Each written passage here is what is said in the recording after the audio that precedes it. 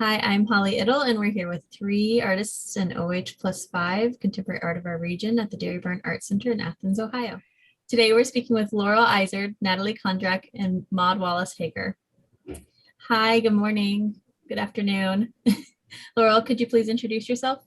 Sure, I'm Laurel Izard from Michigan City, Indiana. Nice to meet you. Natalie? My name's Natalie Condrac. I'm an artist from Pittsburgh, Pennsylvania. Thanks for being here. Hi, Maude. Hi, I am Maude Wallace Haeger from Cincinnati, but originally from Illinois. So that's where you hear the Illinois accent. Well, great. I'm looking forward to this conversation. I'm going to step back, turn off my camera, and mute myself. And Laurel's going to take it from here with a few questions. Thanks. Thank you. So, Natalie, what processes were used in making your piece for OH+5? So my processes are usually pretty straightforward. I make miniatures, which require a variety of different materials. So really, I started out with a concept, as most artists do, and I decided what kind of miniature I wanted. For this one, it's a green door against a balcony. And so I gather my supplies, I look up inspirational photos, which I often take beforehand at different locations. And then I just build away. I don't always go exactly what I planned, as a lot of people do. Some art pieces take me in different directions. But as long as I have this idea of kind of what I wanted someone to feel when they looked at this piece, that's kind of what I go off of. I just use a variety of different materials to make it look small, and then I get what I call my miniatures. And Maude, what about your process? Well, it's usually just stitching and stitching and stitching, but in the particular piece that's in the show is actually a quilted sculpture, and that took a little bit more doing. I like to try to help people think outside of the box as far as quilting is concerned. You could not cozy up into the sculpture and sleep, that I will tell you, unless it was one of the little miniature people in your miniature. But at any rate, so it's just a matter of finding the right materials, playing around with the fabric, and doing a lot of sewing and thinking. Okay. Yeah. And what about me? So my piece is hand embroidered, lots of tiny little stitches. They take quite a while. It takes me about 6 weeks to do one of those. So as I'm getting older, I can't embroider all day. So that's what I make. All right. So the next question is, what is the significance of the title of your piece? Maude, why don't you answer that one? I wasn't very frankly, I wasn't very sure what to name it, but so the piece has like, it looks like it's dancing. And if I do traditional piecing, a lot of times I do lots and lots and lots of triangles so that it looks like a fan of triangles. And I just attached the two fans together and put it onto the circle. And I kind of made it so it looks like it had a crazy skirt. And so to me, it looked kind of like a calypso dancer. And so that's why I ended up with the title. Excellent. And Natalie, how about your work? My titles have become more important throughout the years because when you look at a miniature, you can see what it is. There's a door, there's a balcony, it's up against a concrete wall. But I always like to make these a bit more than what you just think when you're looking at it. And this title is called 39 Stories High. So, when you look at this piece without it, you think it's just a regular door. But when this title is integrated in your thought process, you start to think, oh, this door is 39 stories high. Why is that there? Who's in there? And I really like, making people curious about things, introducing some unknowns. And I think the title is really integral into doing that. So. Very nice. The title of my piece is The Five of Wands. So I'm embroidering the tarot deck. So there's 78 cards on that. I'm on number 56 at the moment. It's a years-long process, but I love embroidering, so it's kind of fun. All right, the next question. So Natalie, was that created as part of a series for your work? So not particularly, well, that's a weird question because all my miniatures I try to have connected in some way. I try to hide secrets in them to create this giant narrative of this different world. But this piece in particular, I wouldn't necessarily say it's part of a series, though I do like to think all of my miniatures are linked together in some way or another, but not as a deck of cards is not necessarily as straightforward of a series as that. Mm-hmm. And Maude, what about you? Well, again, I think the same type of answer would work because it is not, I don't mean it as a series, but I have been making some different vessels that are quilted. Some would go together, some would be like, well, those need to go with a different set. So if you want to talk about quilted vessels, yes. If you want to talk about how each of them looks, some of them have a different personality than others. Excellent. Well, obviously mine's part of a series since I'm doing the tarot deck. And I tend to like starting big series. I don't know why that is. I think, I think it makes it easier to come up with the next idea.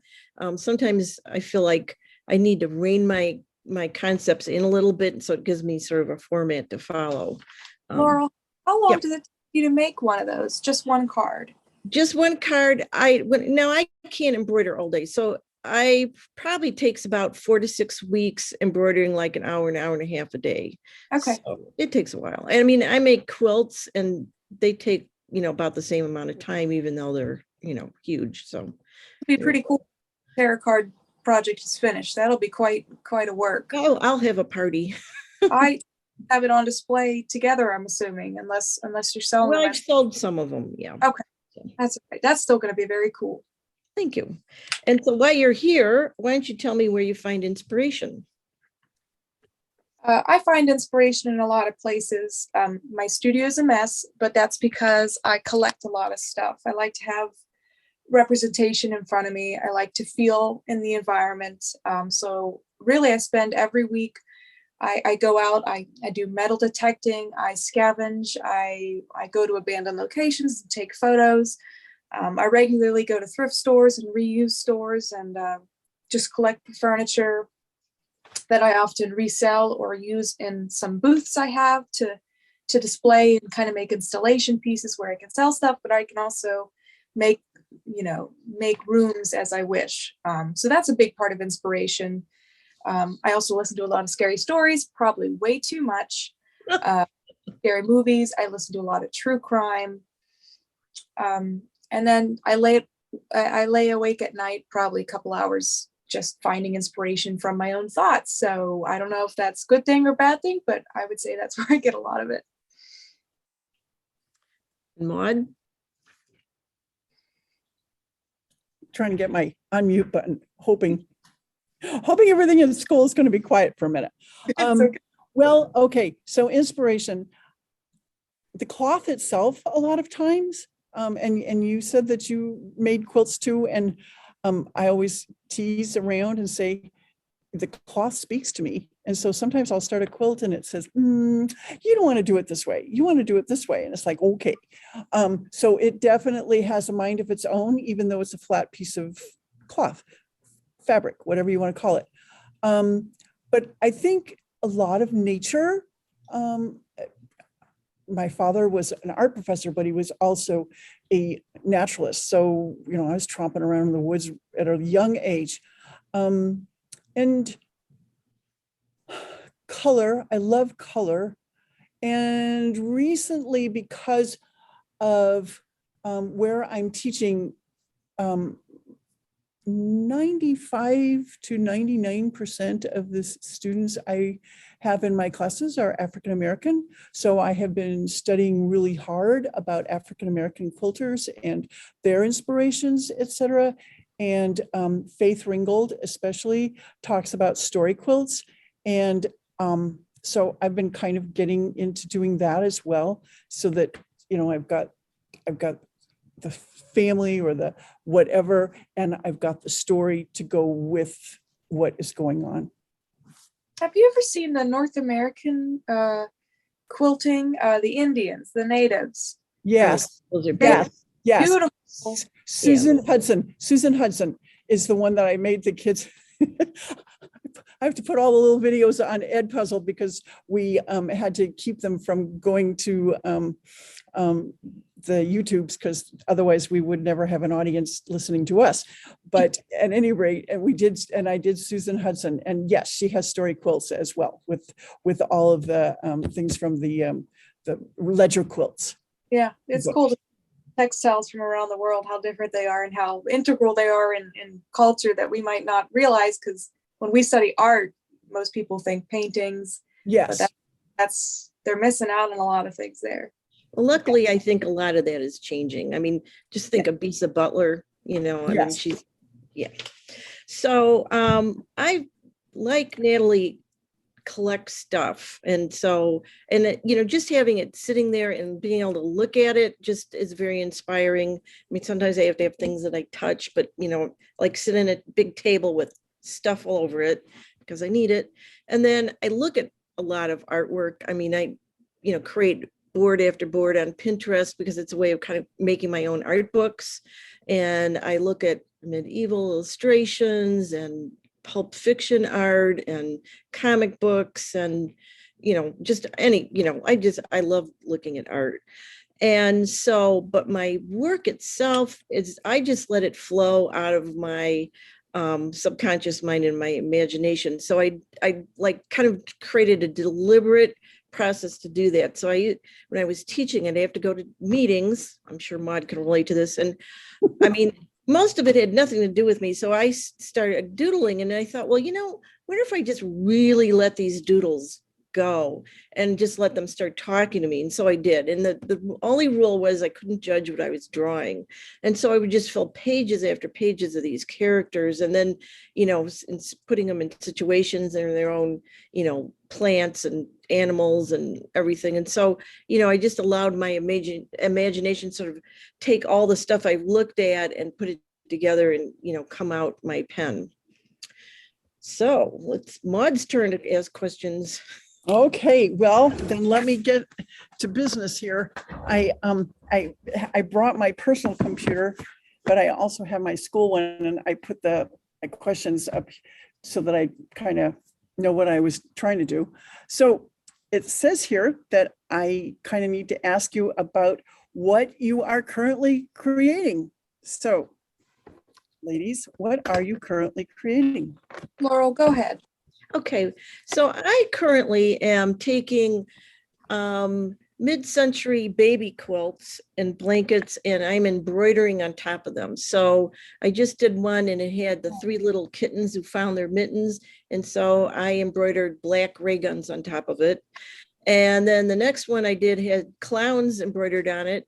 And so I embroidered toy soldiers over it. And when I'm looking at in these is kind of, looking at coming up, growing up in that time and how our roles, sexual roles were, created, like boys would have chemistry sets and the girls got easy bake ovens.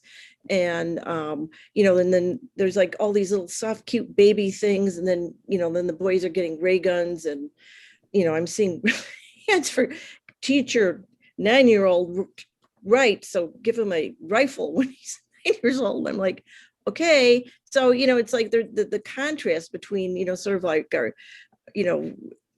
how we raise and look at life and, like our roles in it. I'm just sort of, kind of presenting that to people.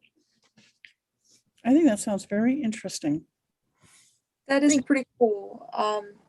I think it's cool that you are both working with quilting and fabrics, which are, you immediately think to this idea of comfort, but you can add this idea of, contrast there, which makes it more impactful because it's on this comforting or used with this traditionally comforting material. And I think that's really cool. Yeah, I agree. So Natalie, what are you currently creating? So I have a couple projects going on. I just finished a miniature here that I made to celebrate Appalachia There was the Three Rivers Juried Art Show had their prompt was Appalachia, and so I went to Nelsonville, Ohio a while ago, and I love it. It's beautiful, even though it's very worn down. So many of the old buildings there are so beautiful to me, and I referenced one of these photos of this yellow door I took a long time ago to make this battered wall, which I really liked. So I just finished that. I'm currently finishing up a mini gas pump shadow box I'm making.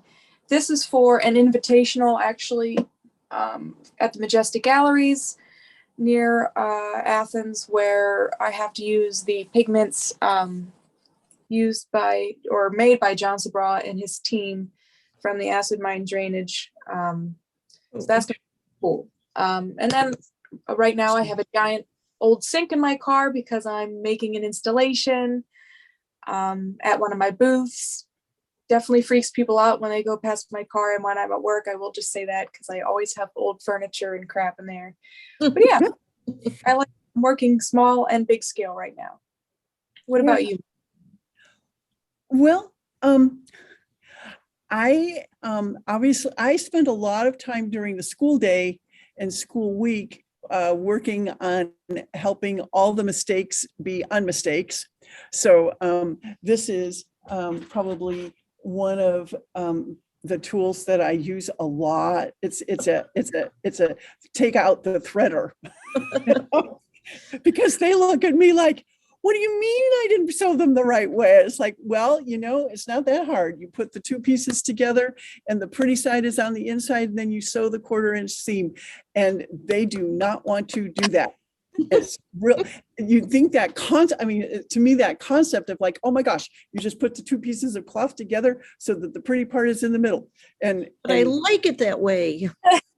What they like to do actually is lay the two pieces of cloth on top of each other with no seam, and then try to sew it together, and then wonder why I look at them like, is that how I showed you to do it? And yeah, no. So that's part of what I guess I'm working on, is helping the kids. But the other part is I'm going 2 different directions right now. I'm doing we talked about museums. Being from Illinois and my mother was from Chicago. Oh, I guess I went to the Art Institute a whole bunch.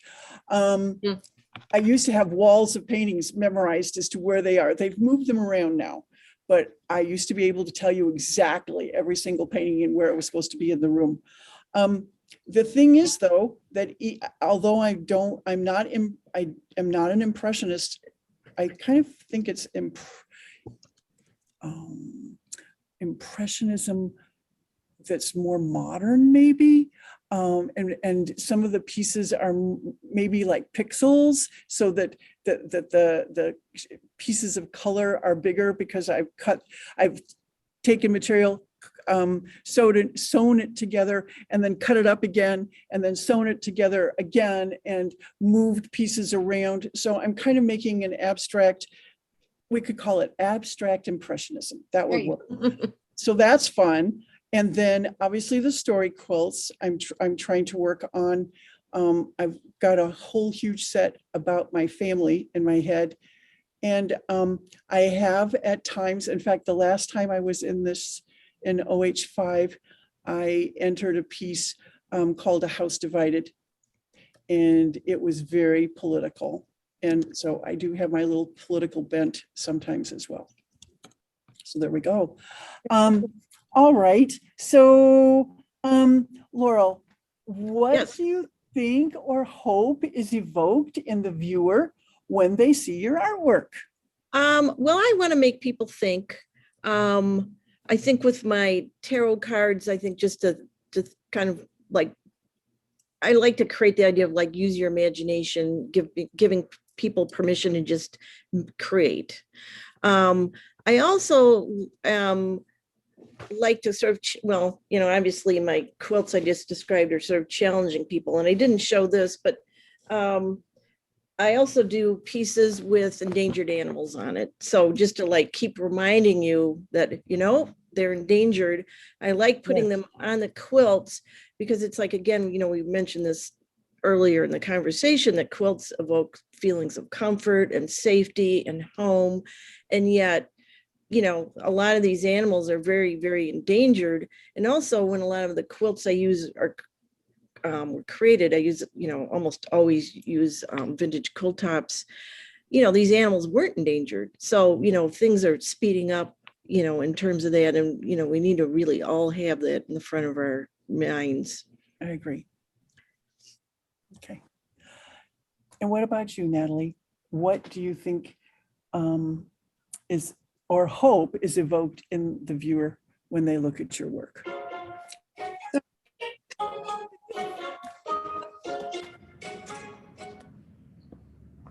I apologize. No, you're fine. You're good.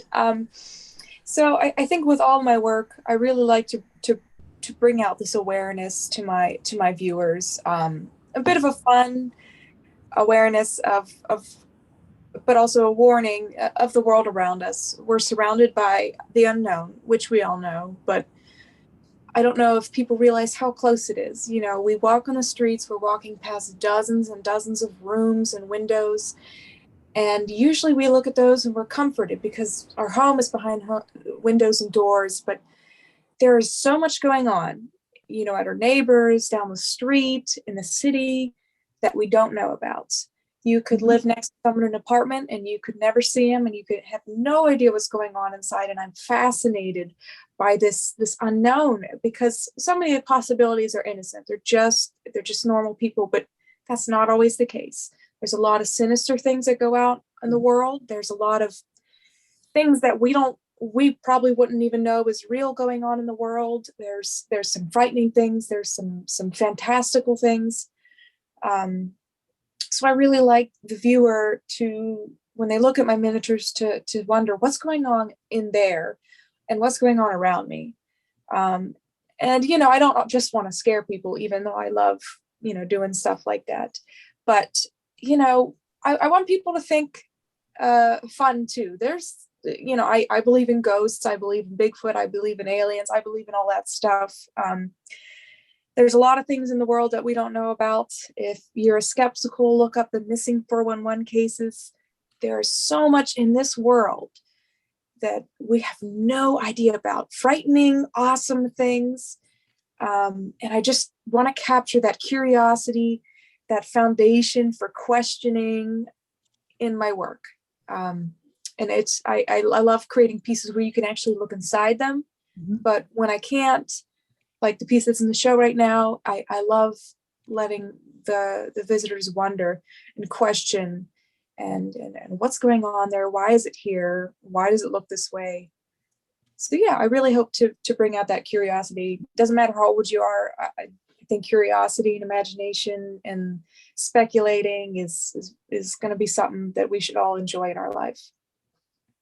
Well, so I think it sounds to me as if all three of us, in what is evoked in the viewer, I think we're trying to make the viewer think. We've got wildlife that's endangered, political speak sometimes, or even just talking about what is going on in your family and your all your mystery. So it's making people think. Which they need to do because it would help a whole bunch, in my opinion. No one asked, but that's what I think. Okay. Laurel, what problems did you solve when creating the piece that's in the show? Well, I don't know. I mean, I've been doing these a while. That was probably number 54, 55, or 54. I think, you know, like as I'm getting older, my problem is just not being able to physically embroider all as much. I mean, that's probably the biggest thing that faces me at the moment. You know, it's just like I'm getting older. So, you know, I've had to like basically look into other media. I mean, I didn't have a sewing machine for years. I mean, I quilt all my things by hand. It's kind of ridiculous, but, and I did get a grant through the, Indiana Arts Council, and I bought a Juki, and I still have yet to teach myself how to do pre-motion quilting. I'm resisting it, but at some point, yeah, that'll probably happen. And I guess that, it'd be nice to make more work. So that's another thing I'd like to be able to do too. So.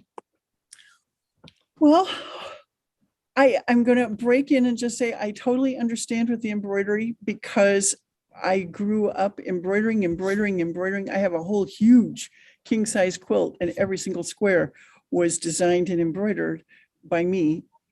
Normal high school people were doing things like going on dates. I was embroidering. So I get it. And I can't embroider at all anymore, which is very heartbreaking and frustrating. So I get that part. And I just wanted you to know that it is frustrating, to say the least. So Natalie, what problems did you solve when you were creating the piece that's in the show? So anytime I'm creating miniatures, I'm kind of learning as I'm going. It's all trial and error. I use so many materials: wood, plaster, plastic, glass, different paints, found objects. So really, as with every project, I had to learn what glues worked best with what would preserve any greens I put on, where could I get these things. That's a big part with miniatures, is you can't always create everything. I don't have time to make flocking. I don't have time to flock every piece of art, which is the little grass. So I have to buy, my greens places. Soldering and electrical, I taught myself that. That is always tricky, because I have for scratch, because my wiring is very different. It has to fit through tiny spaces. It has to go certain lengths. So that's a big thing. And really just seeing what will hold it all together, because I like my pieces to be durable, even though they look delicate. Heck, it's a mess over here. My bird will land on something. I'll drop something. I want things to be able to last a while. If I ship it, I want it to if I want to feel more confident. So just using what I think is the best materials to assemble and to decorate. But that's with every project. But I think that one in particular, working with those tiny lights and soldering those and finding the appropriate power and everything and orienting it so you can access the switch, probably was the most difficult part. That would be, I get that part, that's for sure. Well, so with that little quilted sculpture, the hardest part was figuring out how to get because the pieces that go around it are slanted, and so then how to keep them. And I was trying to be as stitchy as possible, but I admit to using glue, because there was no, my hand, I would have been forever at this point I have to use a needle nose pliers to pull the needle, because my hands don't have enough strength in them to pull it. So it was like, nope, we're just going to have to use a little glue. So that's probably the hardest part. And yeah, that would be it. Okay, so Laurel, if you have seen the exhibit, what is your impression of the show, and did anything stand out to you? I have not seen the exhibit, and so I can't answer that question. I can't either. So we're all from a little bit further away. Natalie, have you had a chance to see the exhibit? I haven't seen it, but I've been to an Ohio+5 show before. And I think what stands out to me the most is I always love these regional shows. It's a different aspect in themed shows, because you're really just collecting work based on location as opposed to a theme. And so you get really nice variety. And if you are near Athens, you should definitely go check it out, because it's a bit harder for us, but it's always one of my favorite shows there, because the barn's an awesome space. You got to drive out a little bit to get there, and then it's this beautiful big space with just it's transformed time. So I imagine what my favorite part of this show would just be the variety. Okay, that sounds good. Well, all right, Natalie, you get to ask us some questions. I have some quick fire questions for us. These are some fun ones. So we'll go Maude, Laurel, me. Okay, that's how we'll answer questions. Okay. All right, and here comes the first one. Clay or paint? Fiber. I love that. my husband and I looked at these and he said, clay or paint? I said, fiber. Fiber. All right. So sorry, but that's No, that's okay. Laurel. Clay or paint? Paint, because I spent 23 years self-employed as a clay person, and yeah, I'm over it. I get that. I think I would choose paint too. I love painting. I miss painting. I do a lot of 3D and I haven't been able to do it, but oils for life.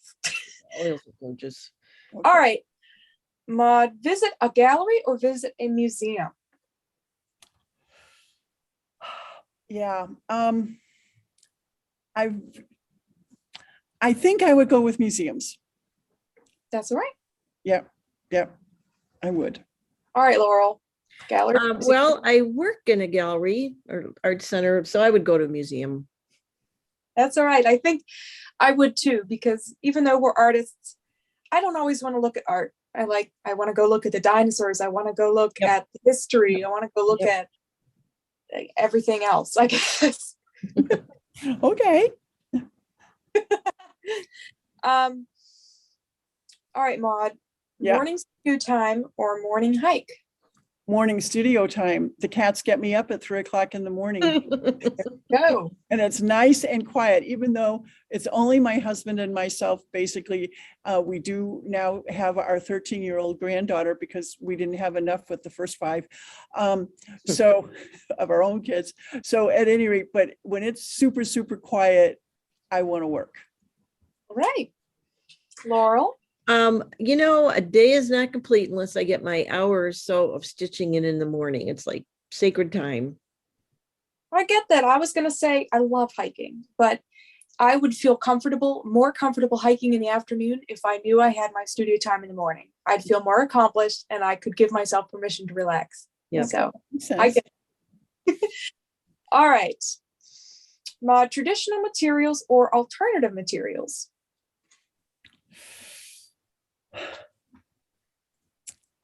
I guess traditional, if you're going to say that quilts have to be made out of fabric. But I'm not sure how much more traditional it gets. That's all right. I'm not sure exactly. Yeah, that's I don't think you want me. There's nothing else I can say to that. Right now. Laurel. How about traditional materials used in alternative ways? Okay. Yes.